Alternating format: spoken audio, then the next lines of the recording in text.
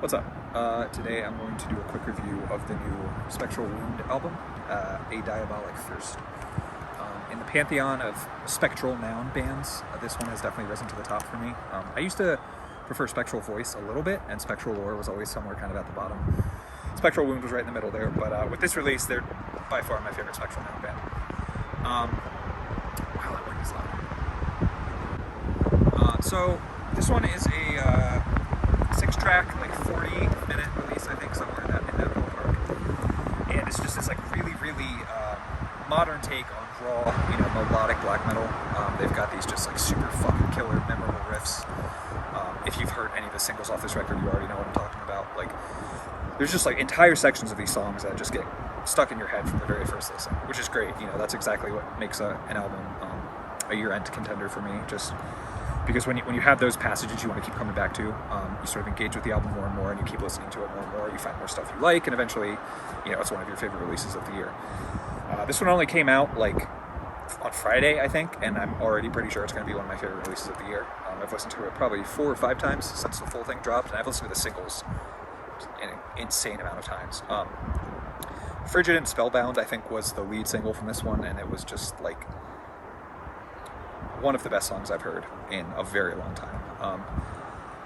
It's got this incredible lead riff. The whole song is sort of built off that one riff with just these kind of variances, occurring throughout, sort of like movements, and it's just the memorable quality of this song really,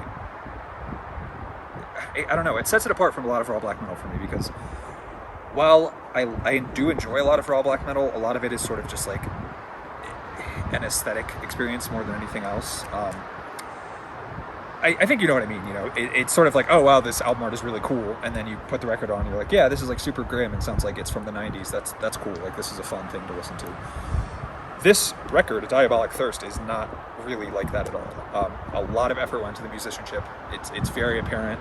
It's not sloppy. Like, that's what really stuck out to me. It's it's of course got that like edge, that sort of like middle finger to production sort of attitude, but it's not poorly played by any means. It's clear that they actually fucking practiced the songs before recording them, which is great. I'm someone who appreciates musicianship. I'm sure a lot of metal fans do too. So it's nice when a raw black metal band sort of takes that approach and says, we're going to sound abrasive, but we're also going to be good at what we're doing. And the rest of the record is just like as memorable as that lead single. So if you somehow haven't heard this one, I'm sure you have. I've seen it shared all over the place. It's got so many streams on Spotify already. It's just like, it's bound to blow up. And it deserves it. It's going to be a classic of the raw genre, I think. So definitely check this one out if you haven't. And I will see you in the next video.